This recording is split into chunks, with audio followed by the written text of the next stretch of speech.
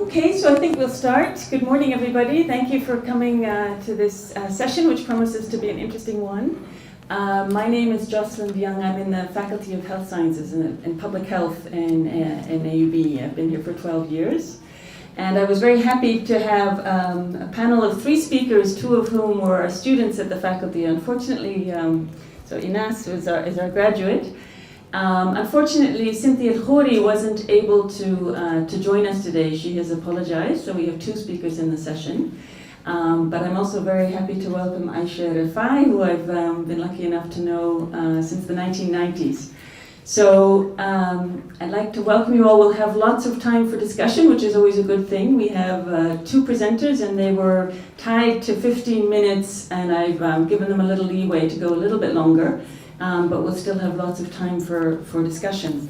So just by way of introduction, I think it makes sense that this conference is starting with the question of the body, because ultimately it's the autonomy of the body which is really essential to the autonomy of women and the autonomy of individuals.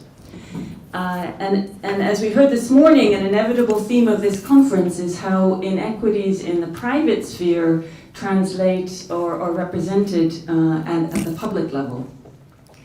And of course, as someone who works on public health, I'm very interested in inequities in the autonomy of the body, in health status, in access to healthcare, decisions over healthcare, and the governance of the health sector, which of course are all in this region and in most regions of the world, if not all, are profoundly gendered.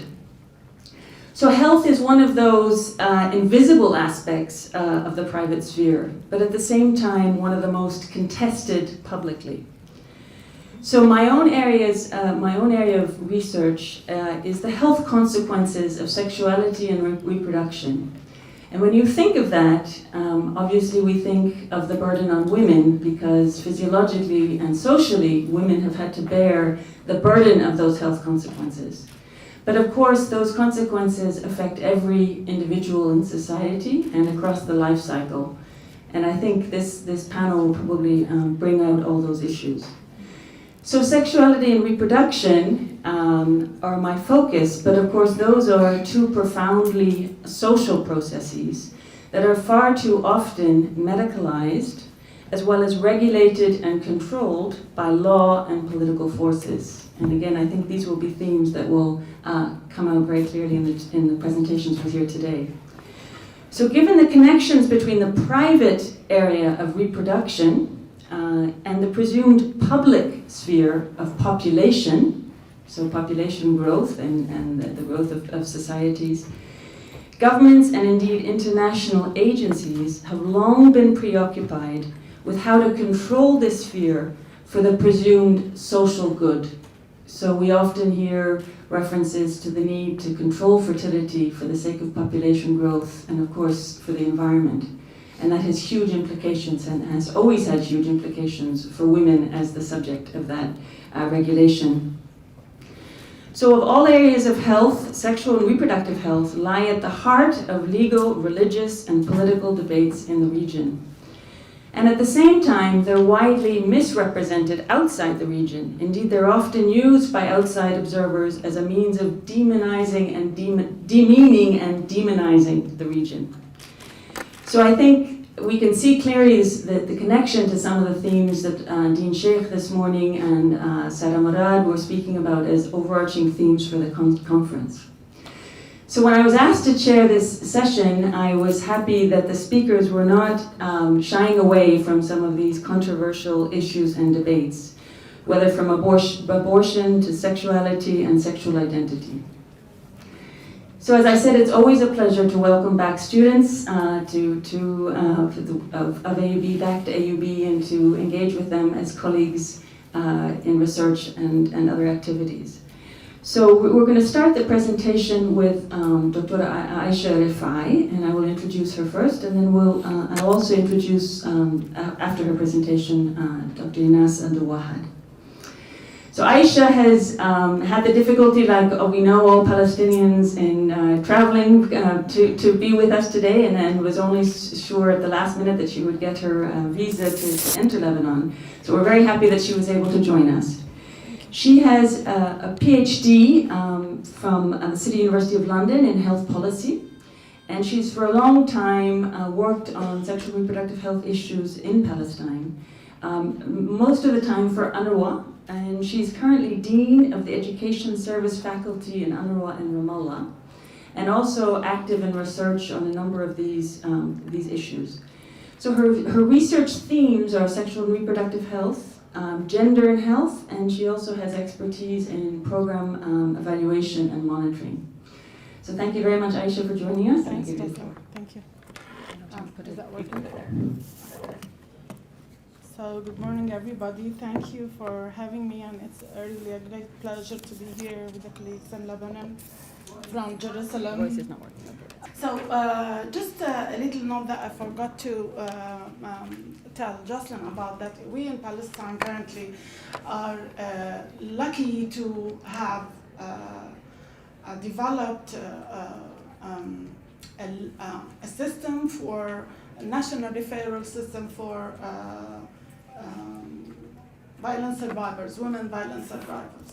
And this came after years of hard work of strategies on gender-based violence, on gender strategies, on mobilization, on pressuring the government, etc., etc. Yet, the system has been developed endorsed by the Prime Minister, the cabinet on the year 13, but in fact we just started working on it, because the resistance and the so many political issues that come into handling this. Of course, sexual violence is still in the dark.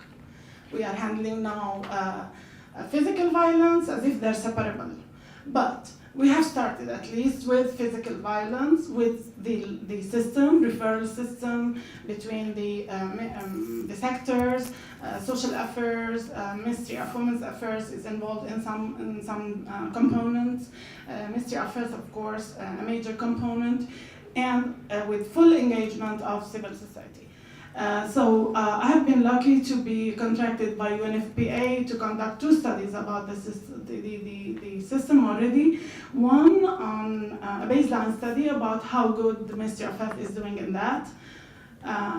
They were not happy with the findings, but that's the baseline and that's the data. But currently I'm doing really a very interesting study. I look forward for its completion. It's about clinical management of rape, which is a black box, completely a black box. Everybody pretends it doesn't happen. Rape? Who says we have rape? And that comes from everybody, the experts, gynecologists, nurses, everybody. We're pretending it does not exist. And it was really very, very, very hard to collect the data and get people to speak. And I think the very idea of conducting the research itself is in itself a change step, to have people being able to say, oh, we do have that. Let's talk about it. Let's see what we do to these women. But before that, I was working on abortion, and I will still continue on abortion, because we're just starting as well. So my paper is titled Safe or Unsafe Abortion Must Be Controlled, Reproduction as a Space for Contestation. And we all agree, perhaps, that reproduction is a huge space for contestation globally, not in the region, but I'll confine my paper to Palestine, and perhaps a lot of it applies to the region as well. So whether by law or by social order and culture, control of abortion continues to gain a consensus and protection in many parts of the world, including within the healthcare system and by healthcare providers themselves. In this paper, I argue that criminalization of abortion in Palestine and other barriers to women's human rights to health are all forms of gender-based violence. That's my basic argument, that is equally legitimized by society and state, and reinforced, in our case, by Israeli colonial tools of aggression.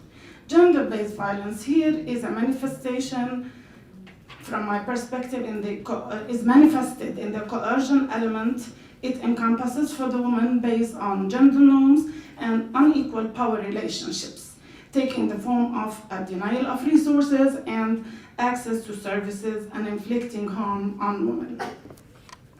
The notion of culture features in the abortion literature to explicate first contestation of the meaning of abortion, as in the culture wars about abortion. Second, the normalization of abortion in certain countries, as in abortion culture.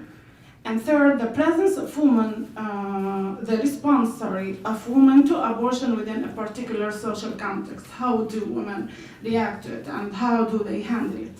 In all cases, however, culture is deployed as a discursive resource to oppose legal abortion when it's legal, or to preserve its illegality when it's not, as exactly the case as in Palestine.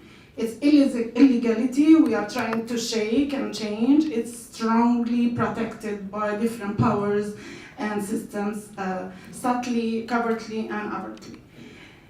Neglect of abortion in Palestine stems in an amalgamation of socio-political economic reasons that have rendered this crucial subject trivial in the policymaking. And as I was just saying when we started working, just as we were doing with rape, everybody was pretending that no, this is also. I want to make clear a distinction between induced and spontaneous abortion.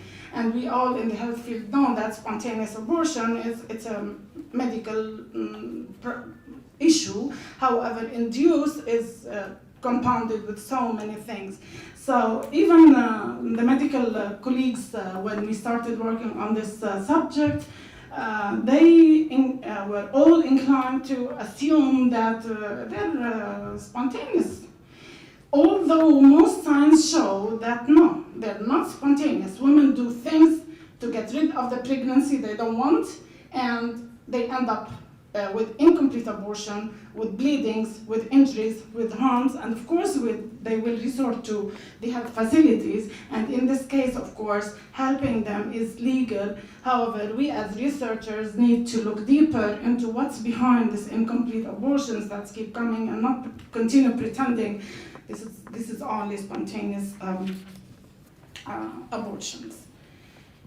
My account is structured around the reproductive justice concept that sees a realization of reproductive rights not as a standalone goal, but part of continuum of social justice, making it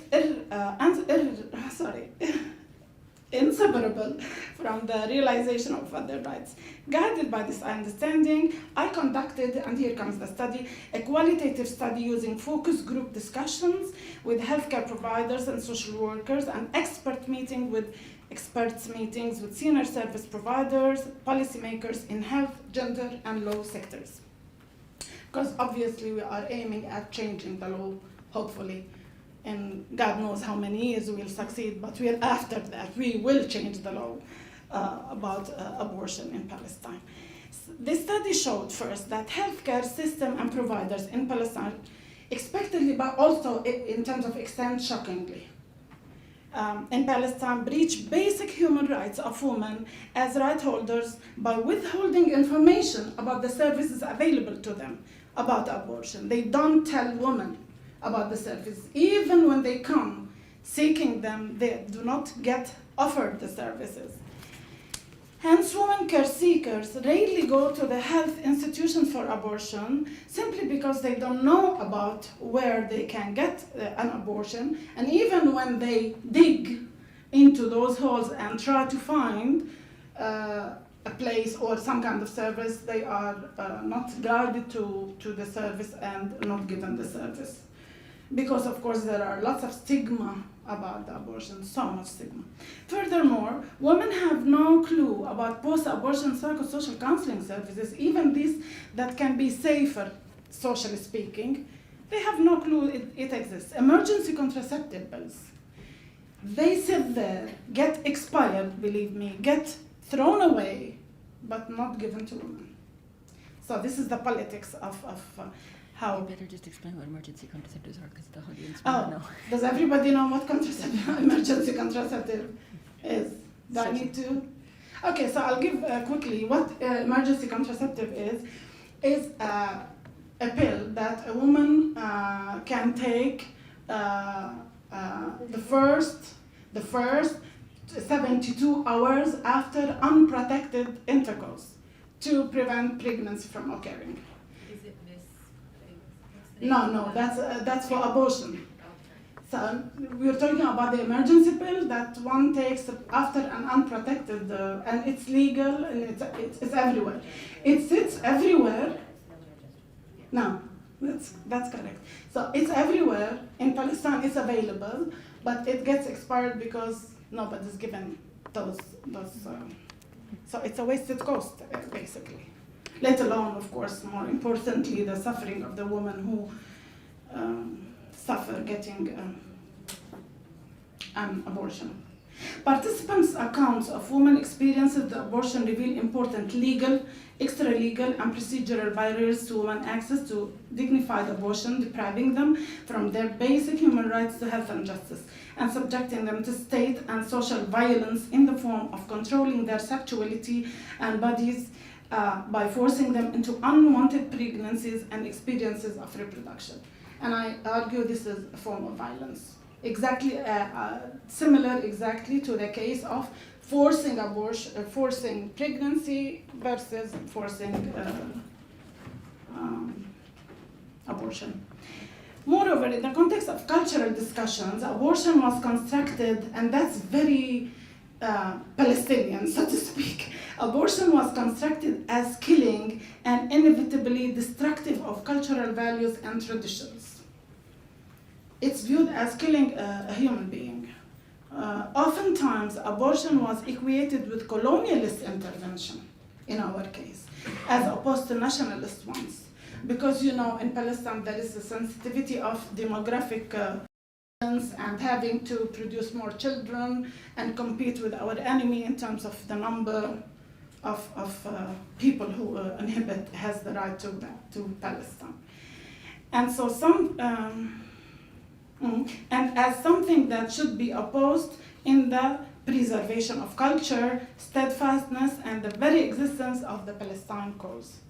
And that makes it harder, because you're talking here not only about human rights, not only about social justice, you are equating, almost we're bringing women close to somebody who is a betrayer, who betrays the nation. She does not want to contribute to a role in the steadfastness and the cause. So this is how far it goes in our case. So one key procedural barrier to abortion is institutional and legal restrictions on abortion. A senior midwife explains it like this, and I open a quote. She says, even if a married woman comes seeking abortion without having any justifiable health situation, we cannot abort her. First, because the service is not an offer, and that's not true, partly. And second, because we are not legally protected. If we do, we are subject to legal accountability, and that happens, and I've seen few people taken to court, and criminalization for violating the law. However, if she comes with incomplete abortion, we are covered institutionally and legally. So almost all of them do not intervene if it's abortion, but if it's incomplete, they are safe legally and socially and institutionally. This indicates how law serves as a deterrent to the women's human rights to health realization. Penalties extend to the pregnant woman and to all individuals and healthcare personnel who assist her in performing the abortion, just makes it harder for the woman to get that abortion. The other very big barrier is the conscientious objection toward abortion among care providers. تعرفوا الاستنكاف الضميري بالعربي. Under the claim of, and this is of course supported by pseudo-religious understanding that is not necessarily true about religion, because we have challenged in focus groups the participants about installment issues, about what the interpretations that exist in religious textual books, in terms of what it says of abortion, the 120 days, all that. But in Palestine, the prevalent view that it's forbidden and it's a big haram and you will go to hell, even if it's one day, and nobody buys any story, any information that says there is a window of action, even if small, but there is. Nobody wants to see that. So they all clinch to the story of conscientious objection and that they have the right not to give the service to the woman. Not only that abortion law is fairly restrictive, but also healthcare providers themselves, especially OB-gynecologists, regretfully. Obstetricians and gynecologists are the most prohibited people to this. Have a substantial conscientious objection stemming in their religious and moral convictions. A nurse, also from the government sector, have stated this like this, and I open the quote. It is impossible that I can kill a human being. Only if the woman's life is endangered by the pregnancy I would. And for this, she will have to provide me with the fatwa. What I can do is to give her health education on the risks associated with abortion, but if she is not convinced, after all, I'm not her only option. Close the quote. So the only thing she will tell her to scare her off abortion, basically. That's what she will do. Linking this to the client right to choice, the same nurse did not see any connection and went back to the legally imposed restrictions, so they jump between the religion and the law. They hide behind the law, basically. And that's why we need to focus more on changing the law and shake, although law enough is, of course, law alone is not at all enough, but it's only one step. Also, lack of providers' professional practice regarding abortion. They don't know. Not only that, they do not want. They do not know. Poor information about how to handle, what to do, what kind of care, how psychologically vulnerable the woman is. Nothing. Abortion as a taboo, both normatively and religiously, was a strongly held notion amongst most focus group participants, who are all health professionals from different disciplines, medicine, nursing, etc., etc. Some even argued for its absolute prohibition in Islam. As I said, they have this understanding, including where the pregnancy gestational age is at less than 120 days, and I'm not going to dwell into that, but we all know that there is this story of installment and the 120 days, and there are lots of fatwas about the possibility of religious permission to do that. But in our study, it came out that almost all believe that from day one, it's haram, you'll go to hell, etc., etc.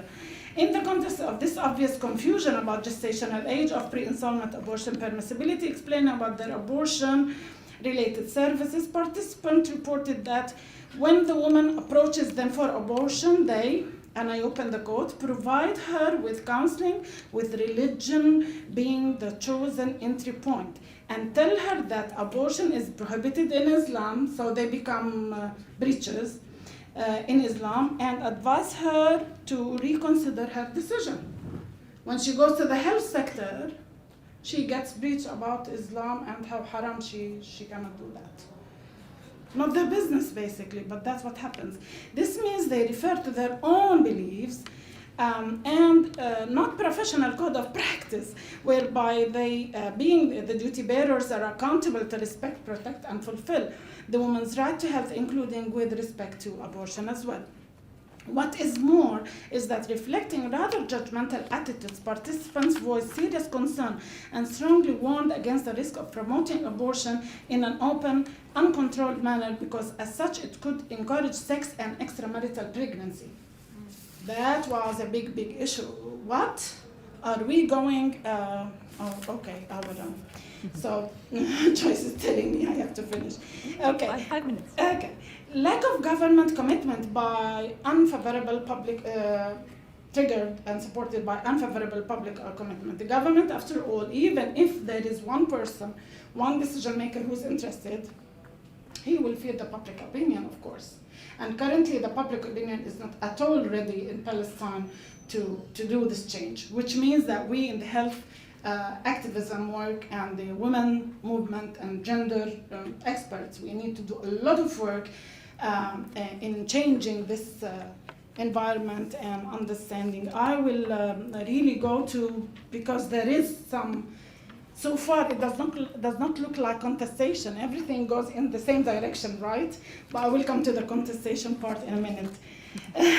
Imposing extra requirements, and I will not dwell into it to save time, but this is specifically when the woman have a pregnancy out of rape or incest. And sexual violence, according to the latest national survey that has been completed by the Palestine Central Bureau of Statistics, revealed sexual violence to be sitting at 11.8%, all put together in one category. Of it, of course, there is all categories of sexual violence, and a part of it is incest. Notably, lots of honor-killing victims are also victims of incest and being raped by their family members. So here also additional barriers are, of course, because this poor woman never gets the acknowledgement that she's a victim. She's demonized, she's the whole story of being on the wrong side of the story. Okay, I will, sorry.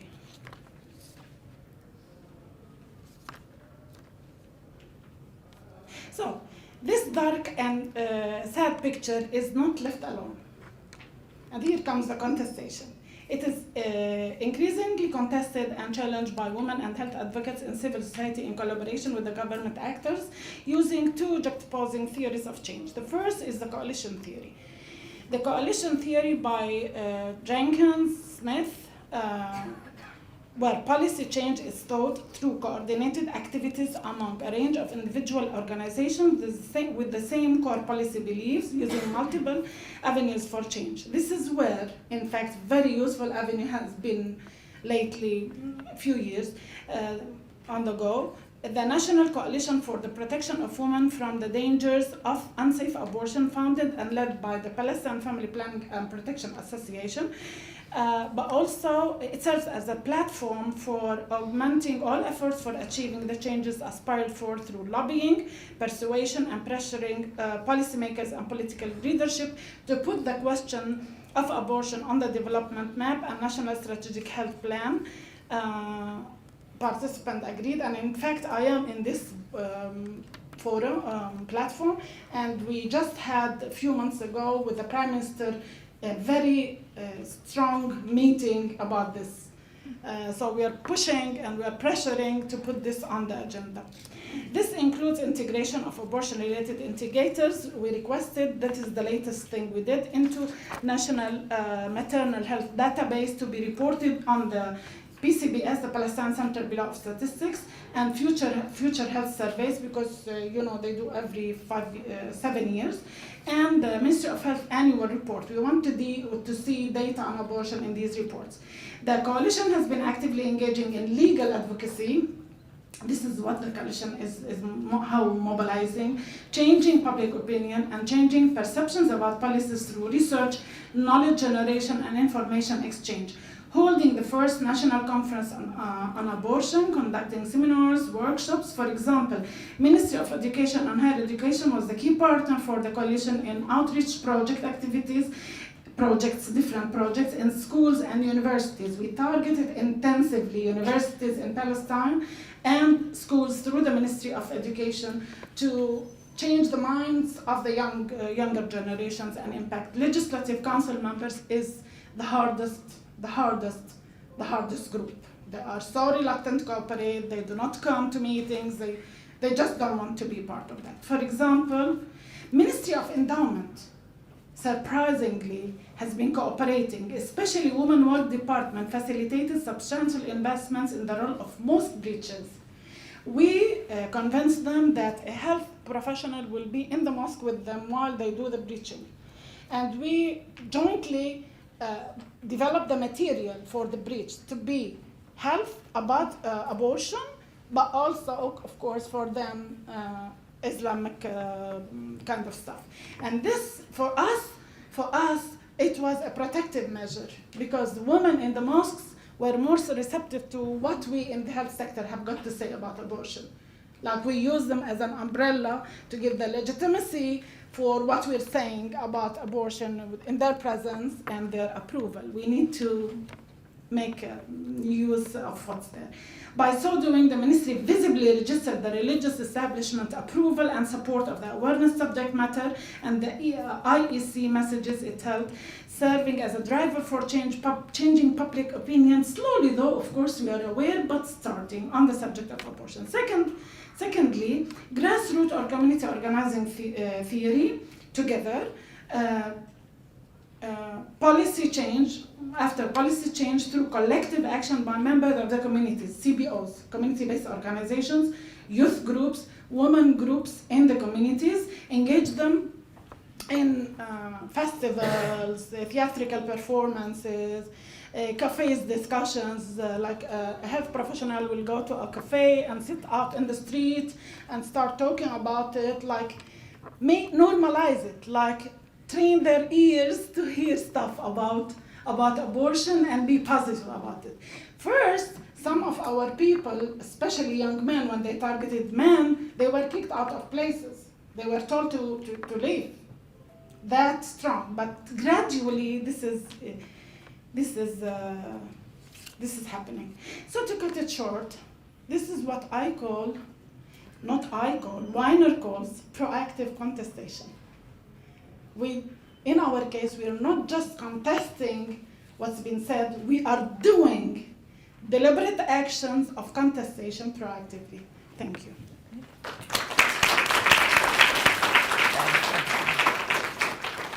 So thank you very much, Aisha. Fascinating presentation, and I'm sure a lot of people will have questions and comments. So we're having just heard about the contestation at the political level and the ramifications at the political level of the very private act of reproducing and abortion. We're now going to turn to a presentation which looks at the representation by the media of sexual and reproductive health in Egypt.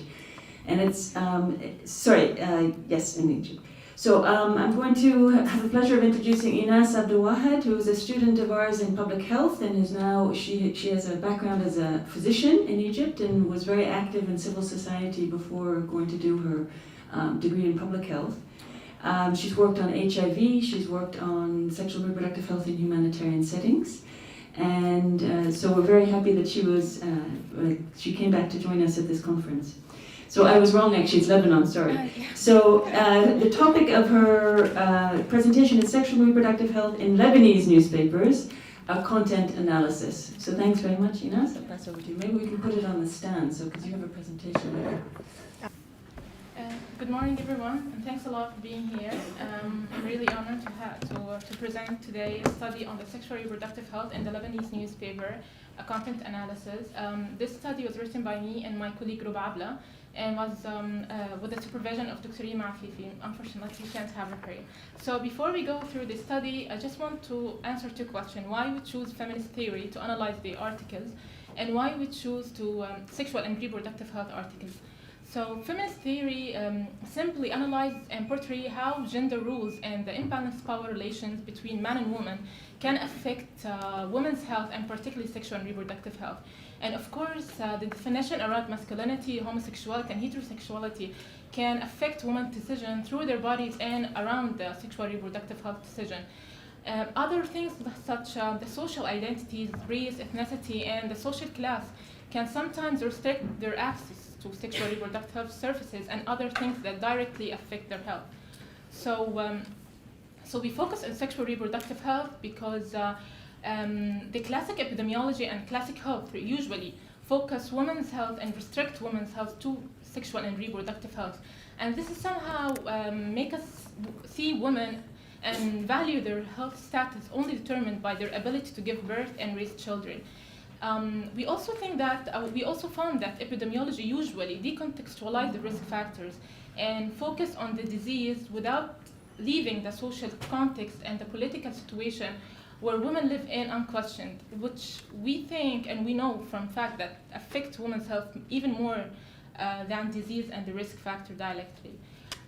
Given that we're analyzing sexual reproductive health in the Lebanese media, the social context where the Middle East countries in general, patriarchal societies in particular, can give a clear example on how gender power affects reproductive health. So interfering in women's decision on their reproductive health decisions and their access to resources directly affect their sexual reproductive health. And also taboos around sexuality and the culture of silence around sexual health also affect their reproductive health. So we're analyzing print media, particularly newspaper, because we think not only media shape the public awareness, but also can give an indication on how society perceives women and how society give an indication of the position of women in the society. So we're reviewing print media to assess the coverage on sexual reproductive health topics from a feminist point of view.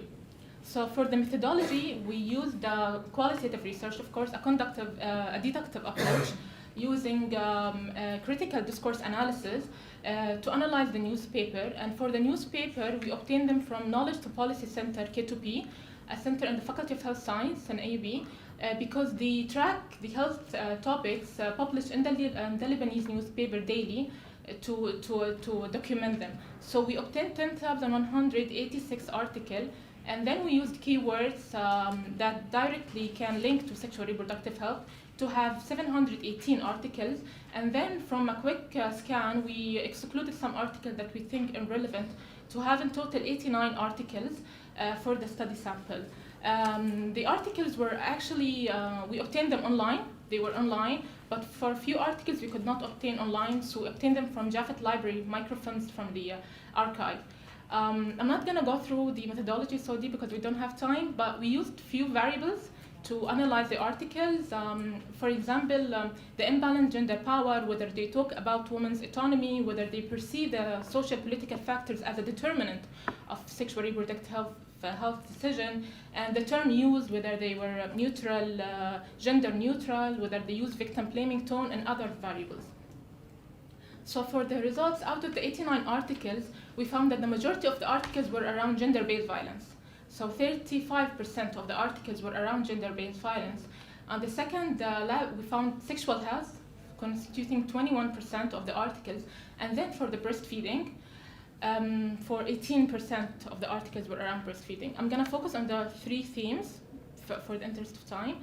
So if we want to analyze the article based on the topic, if we will take gender-based violence as a topic, we found that most of the articles on gender-based violence were written on sexual abuse events or rape events.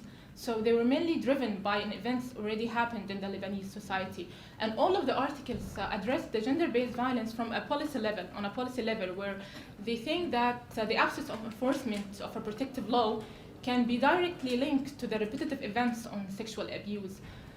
Only 7 articles talked about domestic violence, and it was written from a policy, on a policy level also. Other than the articles that were written on events, we found that almost 54% of the articles were stories on sexual harassment in workplace and in the public sphere. However, we found that only 1 article of those articles were written based on testimonies of the victims. So women's voices were not there in the articles, although they were actually talking about women having sexual harassment experiences. Almost like 20% of the article discussed the issue on community level, but no article discussed that the imbalanced gender power can be, or patriarchy can be seen as a main determinant or factor for gender-based violence. Positively, we found no victim blaming tone in the articles talking about whether the rape events or the stories on sexual harassment. For sexual health, we found that the majority of the articles were around female sexuality. Hence, the target audience were mainly women, and men were only targeted in 1 article talking about impotence. So there were no involvement of men when talk about sexual health in the Lebanese print media. However, we found only 1 article talk about the importance of having sexual education for youth and teenagers, and 1 article talks about sexual rights of the LGBT community for lesbian, gay, and bisexual, transgender. And so we think that most of the articles were talking or discussed sexual health from a very traditional and biological medical perspective, where a disease was mentioned and how to prevent the disease or how to treat it. where other factors such as the culture of silence, the political and social inequality, or the institutional oppression of women were not addressed as much. 30% of the articles whether mentioned or talked a little bit about those actions, those factors. So we think that most of the article were talking about sexual health from a very intimate and personal perspective. I'm just going to talk a little bit about breastfeeding, because we might argue whether to include breastfeeding or not in the sexual and reproductive health, but we choose to include it because we think it directly affects women's reproductive health. And surprisingly, we found that the print media perceive breastfeeding as a reproductive right rather than a body right. So they don't perceive breastfeeding as a personal right for women to decide whether to breastfeed or not. However, they think that it's a reproductive right. And all of the articles talked about the importance of having encouraging and enabling environment for women. So they talked about the importance of having a protective law and the importance of passing a law to penalize hospitals that promote formula milk. So this transition from a body right to the institutional policy, although we found it's positive and it's encouraging, but we found one article talked about that this shift might actually put a pressure on non-lactating women by stigmatizing non-lactating women for not meeting the standard of good mothering. We also find that only 8 articles out of the 89 articles talked about child marriage. And the term used was actually a bit challenging because they use most frequently the term early marriage. They don't use the term child marriage. However, we think that child marriage is more in line with the feminist narrative, since it gives an impression that there is no consent in this marriage. And only one article discussed the fact that involving men is crucial to end this phenomena. All of the articles around child marriage were somehow against, or all of them were actually against, and all of them provided suggestion on a policy level to set a minimal age for marriage. Religious views that we think that strongly affect this phenomena was not mentioned at all in any of those articles, except of one article where was written on a critique on one of the religious leaders' speech on child marriage, that of course was supportive for child marriage. And although the general direction of the articles were against child marriage, but the slogan and hashtag was used in the campaign against child marriage was seen regressive and patriarchal, a bit patriarchal. So if we want to analyze all those articles, whether the representation or the narrative used, we think that media portray women through a lens of patriarchy rather than seeing them as independent agents. And also we found that there is a minimal representation for involving men in the sexual reproductive health articles, as only men were targeted in one out of the 89 articles. And on the positive side, we found that there was no victim blaming tone in any of the articles talked about gender-based violence or sexual health. And some articles around sexual health were actually promoting women's autonomy sometimes. Breastfeeding was actually an interesting element to analyze, because we think that articles perceive women as actual producers rather than consumers, and they think that women can actually achieve an economic value by breastfeeding their children and not depending on the formula milk. And this transition, this shifting in the narrative is aligned with the new paradigm that the annual breastfeeding and the Feminism Symposium called for. So they think that they clearly confirming the need for supportive environment for women to breastfeed. However, aside from analyzing the terms, if we want to talk about the representation of women coming from minorities or from certain communities, we find that there's a minimal representation for that. For example, if you want to take refugee women, we find that only 5 articles talked about refugees, and actually the general tone was negative, because they were restricting women in articles around controlling fertility, talking about the maternal complication that they might face in the humanitarian setting, sometimes talking about child marriage, of course, and cyber sex sometimes. So the general tone was negative, and you can sense a lot of worry and fear in those articles. And actually family planning, although it's a very important topic, an element of sexual and reproductive health, but we found no single article talk about that. But the term family planning or contouring fertility or any term that can indicate family planning was only mentioned in articles around refugees. And this somehow brings a key dichotomy in the discourse on reproductive health in humanitarian setting. So women feel that sometimes she's pushed to conceive, to compensate for the lost population, or she's sometimes pushed to use family planning that most of the NGOs promote for, actually to decrease the risk of maternal complication, of course, but both scenarios lacks promoting women's autonomy in any of these decisions. So back to the terms, we think that sometimes the print media use the feminist terms. So when they use violence against women or domestic violence or battered women, so these terms indicate that the violence is directly against women, rather than using terms sometimes wife violence or family violence. But it's important to note that family violence was only used in articles discussing passing a law to control women, to protect women from domestic violence. We also find that only one article focused about the imbalanced gender roles as a key determinant for gender-based violence. As for child marriage, we think that the slogan that was used in the campaign against child marriage is patriarchal. So using the term طفى قبل وقتها means that it objectifies women actually, and it minimizes their autonomy of choice. So despite that the whole articles were against child marriage, but sometimes using terms such terms are actually very controversial. So in conclusion, we think that the online print media portray women to be very patriarchal and traditional, and we find there's a minimal role in representing health articles in general in the print media. So we find 89 articles out of the 10,186 articles talked about health, and particularly sexual and reproductive health.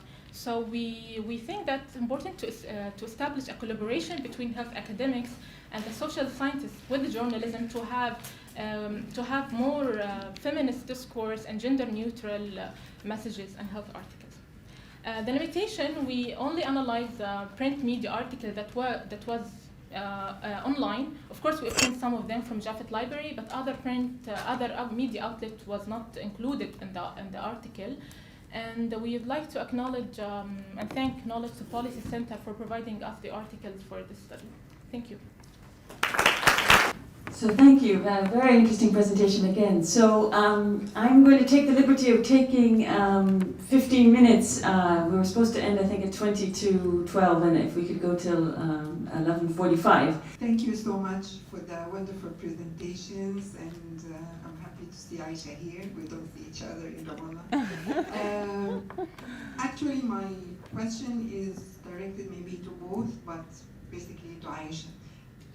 You know, of course, the sensitivities around the reproductive health, especially after Oslo, and the obsession of donors by the reproductive health of Palestinians, focusing mainly on family planning.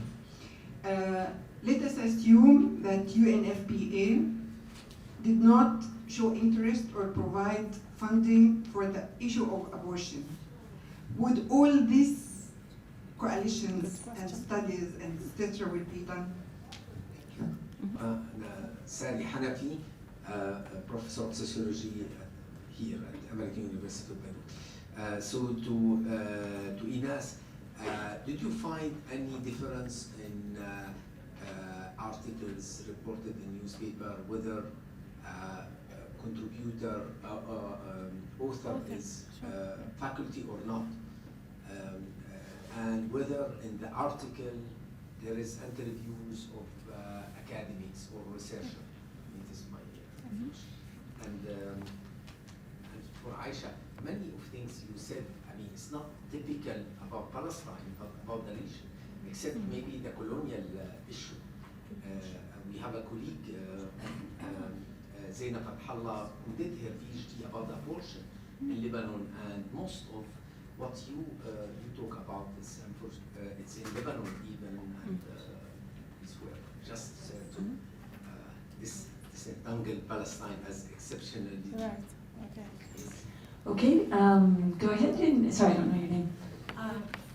Frances Hasso, Duke University, Gender Sexuality Studies. So I love both papers. Thank you. And for Ines, I just have an empirical question, which maybe I missed, which is what are the years of the sample? And then for Aisha, I've been researching issues of life and death of children. And so I remember I talked to a doctor of the Hilal, and he said that there's a pill that's actually widely and kind of secretly prescribed, which if you come in and you say you have a stomach ache, and there's a kind of internationally known medication that's for something related to the Ma'da that actually acts as an abortive agent, and I was wondering if you heard about that in any of your, and this is Hilal in Palestine. And so remember, a lot of the doctors who are of a certain age, they were trained in the Soviet Union and in Eastern Europe. Right. So actually, depending on the age and then the training of medical professionals, they draw on different kinds of histories and knowledge in relation to this. But I was wondering if you heard about it. Okay, so that's okay. So we'll take one more question, and then I'll hand over to. Is that okay? One more question. Are you keeping track here? Okay. So please introduce yourself and say to whom you're addressing your question. Hello. So I'm Jumana Zabani. I'm from Save the Children, and I was going to exactly say what Dr. Hanafi said about the thesis of Dr. Zaina Fathallah, which is exactly what you're doing, Dr. Arifai. But my question is to Dr. Abdul Wahid, a very interesting study you presented. I wonder, what was it, when you mentioned there was only one mentioning of men in 89 articles, and it was only about impotency. What was it you were looking at? What were your expectations? What were the things you were looking at to analyze articles from a man's perspective? Because that's a debate, as you know. Thank you. Okay. Thank you. Only one functionalist. So I'll start. Islah, she's not here? No, she's there. So yes, your question, of course, is very legitimate. But we all know in Palestine, we are donor-driven. We know that lots of our work is triggered by priorities and needs identified by donor organizations. However, the question of abortion in specific has been first, if we want to go back a bit in history, has been first initiated by the Palestinian Family Planning Association, not with UN money of any UN agency. Just like if you remember back in history when the Palestinian Family Planning Association started with the family planning methods before all these UN agencies were there, and it was a very tough step they took then, and they were fought against strongly by everybody when they started. So to give them their rights in that, Family Planning Association has been always historically taking the lead in quite challenging issues that we, Dr. Hanafi, we know they're there. Why do we do research? We know they're there, but we want to create evidence because everybody claims no and plays games, especially when you come to policy. Politicians don't want to do anything about it. So you want to create the evidence that we're similar to the Arab world. Of course, we will not be unique except for this colonial component. However, we wanted to create the evidence because every time we raise these issues, we put them on the table, they are strongly resisted. So we needed to create some evidence. And in fact, Dr. Islah, the Palestinian Family Planning Association is planning together in the very early stages, but I would like to say that with the Palestine Central Bureau of Statistics for a national survey on abortion, and with their own budgets, not from UN sources. However, to be honest and frank, we know that lots of projects are donor-driven in Palestine. We know it, even our government. However, what also drives us, the signature that we endorsed lots of the agreements lately politically, which we are held accountable now as a state, so to speak. So this is also another thing. We need to speak to our commitments as a state. So I don't know if this speaks to what you had in mind, and Dr. Hanafi, also your idea. I don't know if I answered my, Dr. Zabani, what was your point? I forgot, honestly. There's a similar study. Yeah. It would be nice to look at. I would be very interested, and we will proceed working on abortion and rape specifically, because we need to provide the evidence. Everybody's claiming who do not want to act on it. We are pushing for policy changes, and to be able to push for policy changes and legal changes, you need to provide that evidence that this is what's there. Sorry. Hasso.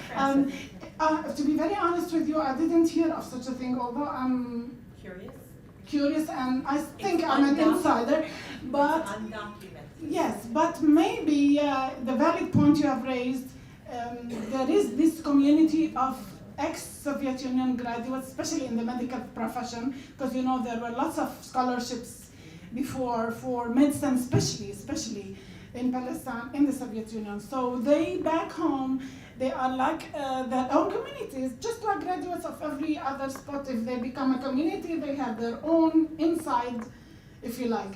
But maybe he's talking about cytotic. Cytotic is another story. It's another thing. Yes, it's another thing. I don't know what is. If it's children, it's not exactly. I don't know. Cytotic is another thing. But it is a gastric ulcer medication. Yes. That has. Maybe he's talking about And that. it's widely known in the But world. it's forbidden. in the Cytotec is market. misoprostol. It's the Yes, same it thing. is. But it's forbidden in the market. Yeah. You can't find it in Palestine in the market. Cytotic. You don't. People get it. In the black. I'm talking about the market, but not the market. You see, so the market, you don't see it. So that's Ines. Thank you.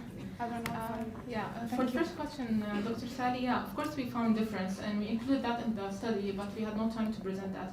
For example, on articles on sexual reproductive health, most of the articles that acknowledge the importance of talking about social injustice or the institutional oppression and its link with sexuality were written by Dr. Faisal Al-Qaq, one of the professors of FHS.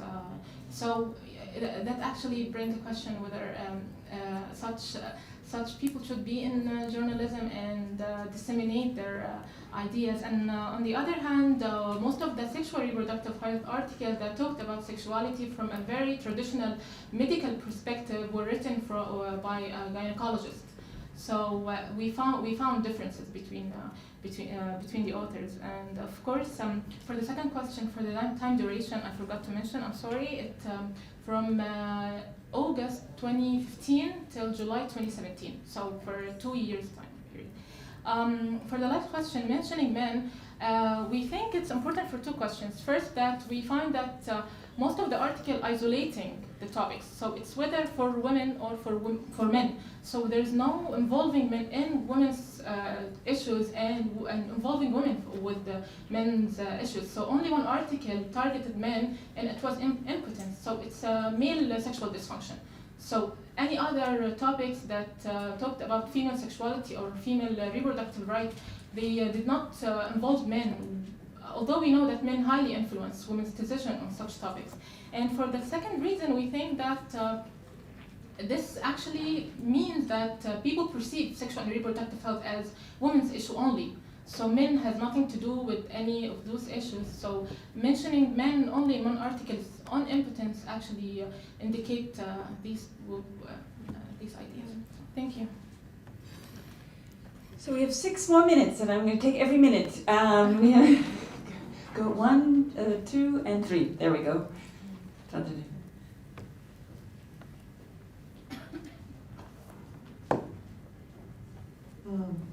Thank you for interesting presentations. My name is Najla Ahmadi from تجمع الباحثات اللبنانيات. I want to ask Aisha, you did not clarify enough what happens to extramarital pregnancies. I mean, especially in the light of honor crimes and stuff, you cannot kill all the women who get pregnant outside wedlock. So what happens there? I I liked very much talking about breastfeeding, because this is a role in which women are active and not recipients, not victims. So I mean, do you recognize this perspective in your study? Okay, thanks, Najla. Arula? Space of agency. We need a microphone here, please, in the front row. Hi, my name is Rula Yasmin from the A Project. So I have a question لعايشة عن موضوع الإشهاض. فعم تفكروا أنتم تشتغلوا بالبوليسي واللوبينج، وعم تقولي إنه أكثر يمكن معقول يروح هذا باتجاه العنف الجنسي والاغتصاب وسفاحة الكل وهيك قصص. فمن الاشياء اللي شايفينها نحن انه across the global south في كثير بلاد مثلا بالبرازيل هن عندهم قانون بالاخص على abortion in the case of rape and incest وهيك وكل شوي بيصارعوا لياخذوا بعد حق وبعد من الكونديشنز. بس هي كل ما يتغير مثلا البرلمان عندهم بصيروا بيجربوا يسحبون لهدول بصيروا يعني هلا in Brazil there's a huge fight على انه they're trying to take back abortion in the case of rape and incest. So my question is, كمان reading on the history of the policy towards abortion and changing the laws, which in Lebanon is also a post-colonial law. The question بصير هو انه personally I don't think that it's okay to push one and not all of them together. لأنه I think that all of them are subject to being reclaimed at some point. Well, this is something that happened in the States before Roe versus Wade. Before that, they were pushing all of them, and then they pushed only in conditions.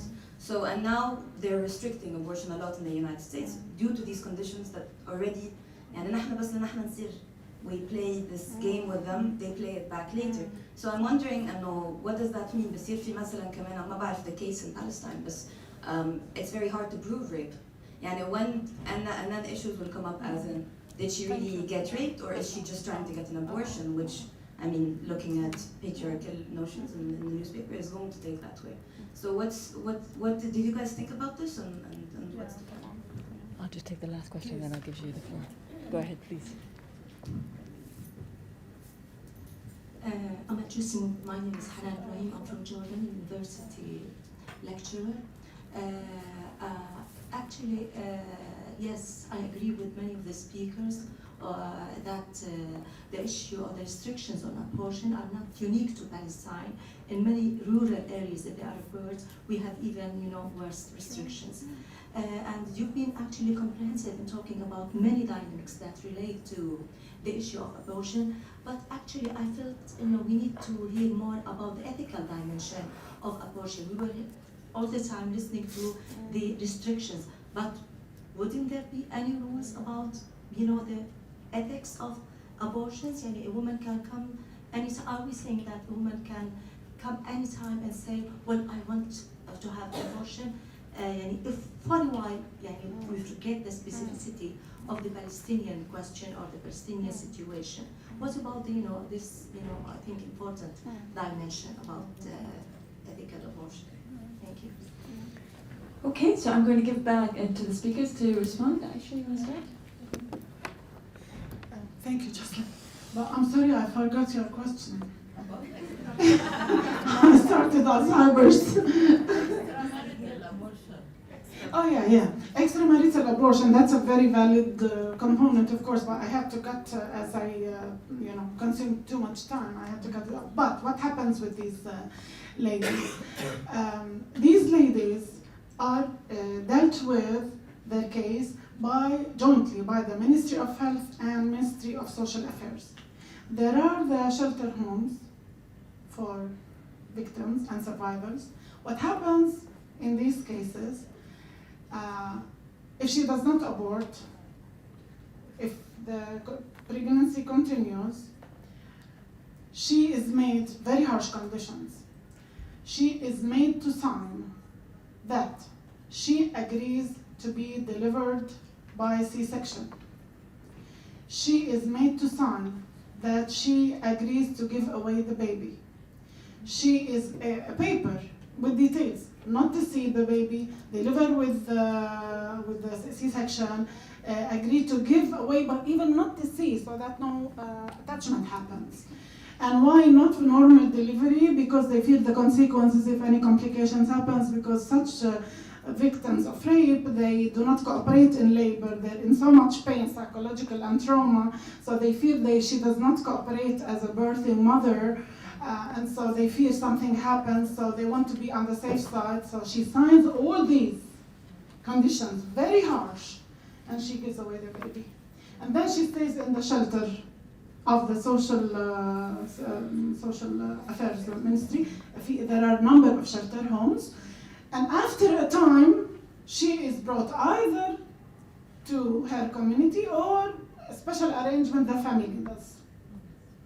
She is taken away, of course, if she comes in early stages, and usually they come in early stage. She's hidden in the shelter until she's hidden, exactly, from society. She's hidden in the shelter until the time of birth comes. So they hide her away in those shelters, and then she's made to deliver with these conditions, and she signs. And then after, if all is over and the baby is given to the adoption system of the ministry itself, under very strict conditions also, and that's what happens with these victims. No abortion, no, the law doesn't allow it. Now that's the crime, that's one of the worst crimes. And she is made to continue with that pregnancy. Legally she cannot. That's one of the things that drives us so crazy about it. Even that she's not allowed. So that's the question. So I need to give Dinas because we're going to run out of Yeah. time. Sorry. I will be quick. Shall I give it to Ines? No, if you have one more. Yeah, I forgot. Keep forgetting. Yeah. About the abortions, we are aware that the laws and the policies, this is cyclical process. It's never one time go. All over the world, everywhere. We are aware that it's not once if we take them, they hold the risk of being reclaimed. Plus, we in Palestine, we do not have the resources and the human resources and the financial resources and other resources to work on. I agree with you that it has to be a full package. I can see the point and I agree. But practicality and resource-wise, we are not able. Let alone our governments are in a state, very unstable. It affects, of course. It's not a stable situation. So, but at least we need to work on it. We need to do something. At least, for example, if we can make a change regarding the rape victims. If we can do that change, that's a big achievement. We need to get to do something about it. Hanan question.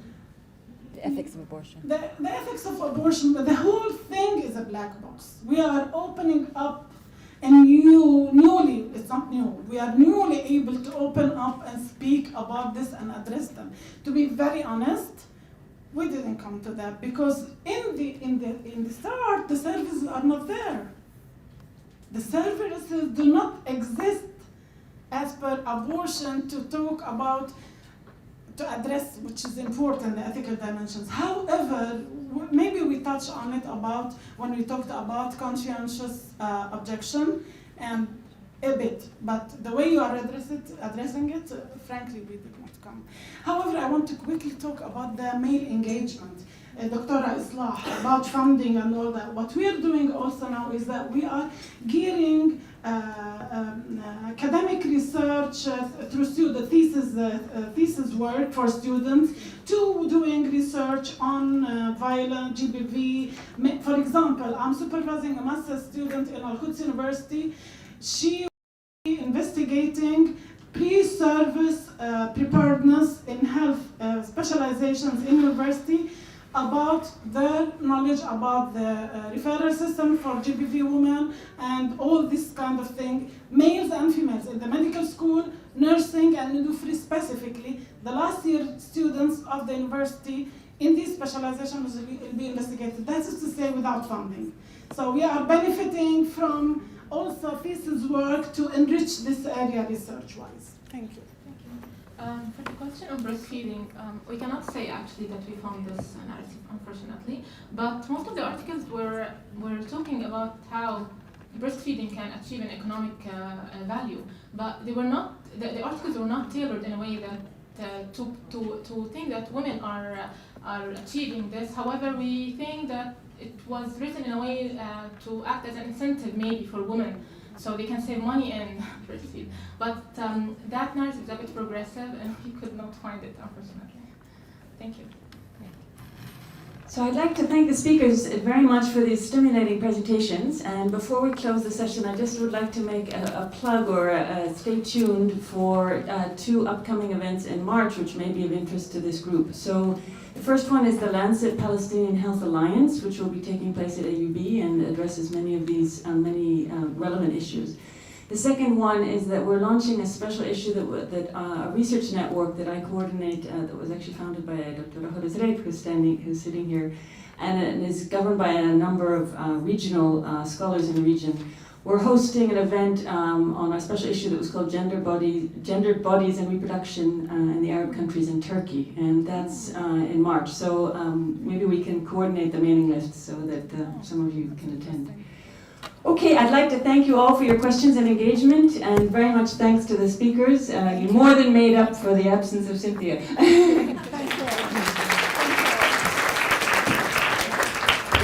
both been excellent presentations, really. Thank you, John. Excellent. To run.